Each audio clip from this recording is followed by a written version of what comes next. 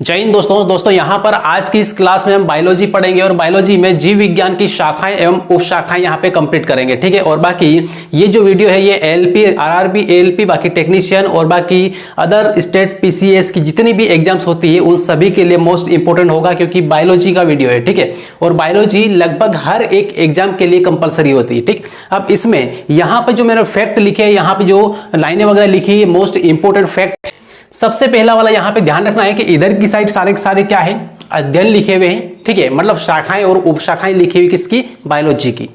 और अब इनमें यहाँ पे किन का अध्ययन करते हैं हम, उसके बारे में यहाँ पे लिखा हुआ है। तो आपके लिए यहाँ पर ये प्रश्न के रूप में भी है, और बाकी जिन्होंने नहीं पढ़ा है, ठीक है, उनके लिए यहाँ पे उनका अध्ययन भी हो जाएगा, पढ़ाई भी हो जाएगी। ठीक, चलिए देखो, सबसे पहले यहां पर देखें तो टेटोलॉजी यहां पर क्या है, ये जो विषय है टेटोलॉजी क्या है ये।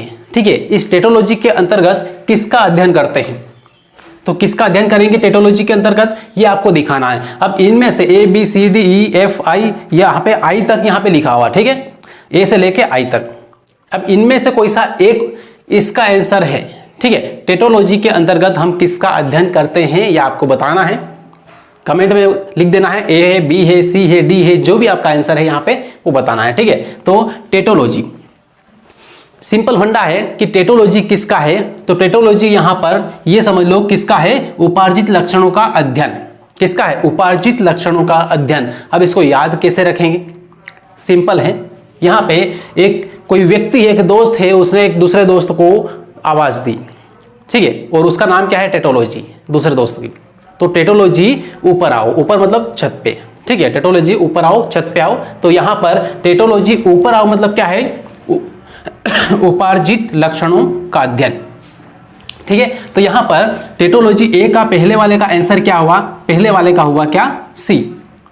क्लियर है था, इस तरीके से आपको यहां पे जवाब देना है, यहां से आपका माइंडसेट क्लियर होगा। तो अब यहां पर आपको सभी को एक एक को पढ़ के इसका आंसर देना है, जवाब देना है। ठीक है, ऑर्निथोलॉजी, ऑर्निथोलॉजी के अंतर्गत किसका अध्ययन करेंगे हम, तो देखो यहां पर सारे ऑप्शन आपके सामने हैं। ठीक, तो ऑर्निथोलॉजी, तो ऑर्निथोलॉजी के अंतर्गत जो अध्ययन होगा वो किसका होगा, वो पक्षियों का अध्ययन होगा। किसका, पक्षियों का।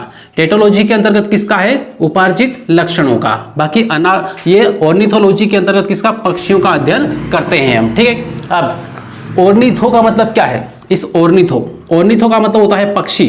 क्या होता है, पक्षी, ये है।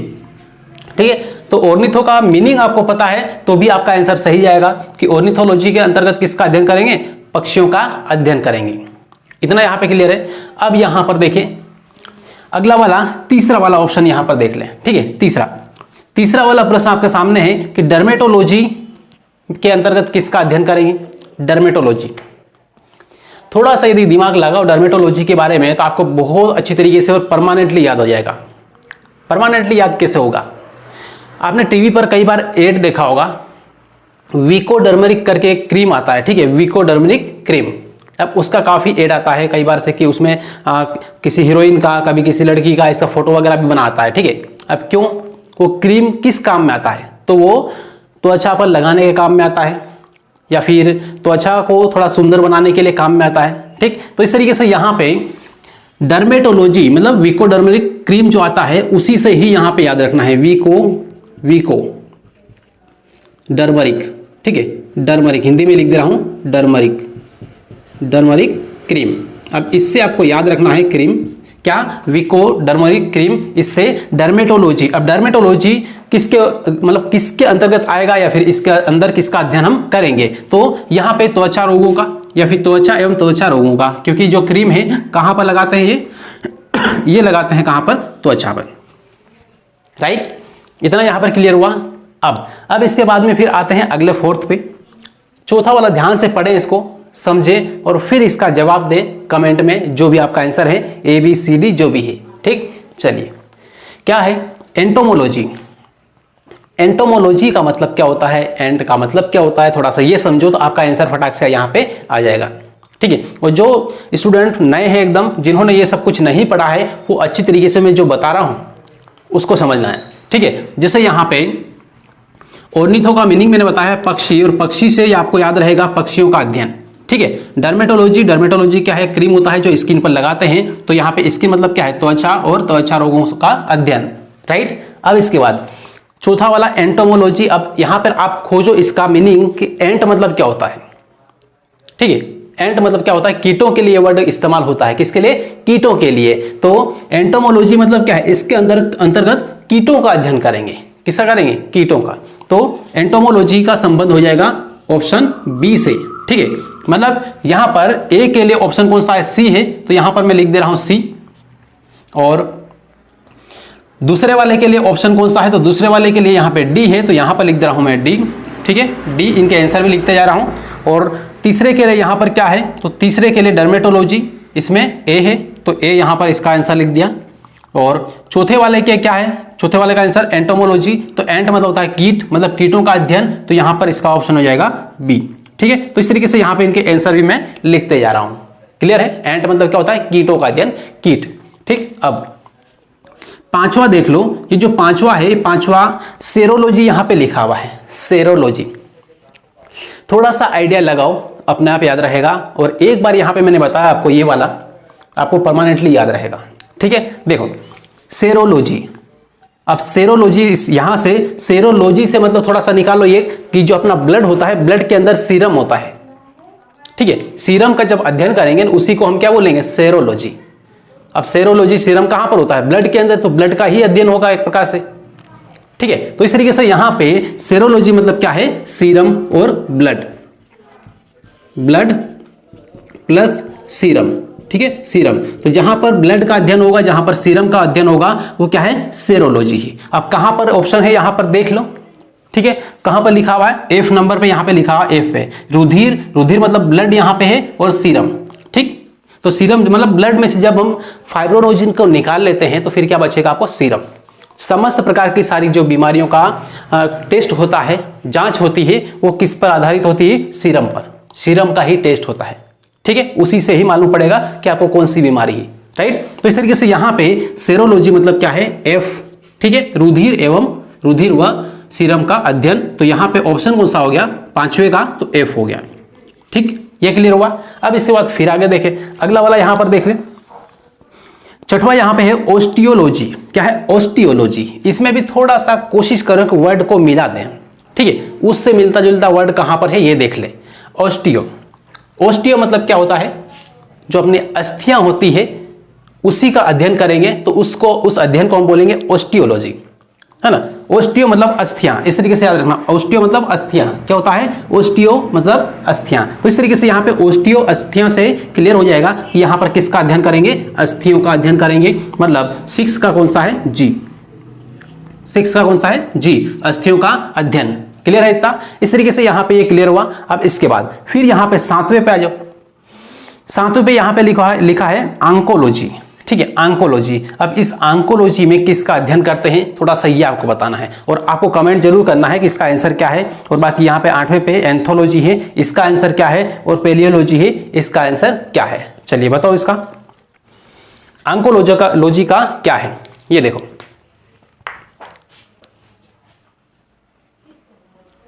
चलिए, तो आपने यहां पर इसका आंसर लगा दिया होगा, ठीक है। और यहां पे जो आंकोलॉजी है, इस आंकोलॉजी का मतलब क्या है, यहां पे कैंसर, कैंसर का अध्ययन, ठीक है। आंकोलॉजी मतलब क्या है, आंकोलॉजी एक विषय है, एक अध्ययन सामग्री है, जिसके अंदर हम किसका अध्ययन करेंगे, कैंसर का अध्ययन करेंगे, या फिर कैंसर से जुड़ी हुई अन्य सामग्री, अन्य गुण, लक्षण, उनके बारे में क्या करेंगे, अध्ययन करेंगे।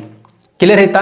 अब इसके बाद फिर यहां पे देखो 8वां, तो इसका कौन सा हो गया, तो ये 7 का हो गया ई, है ना, ई, ये हो गया।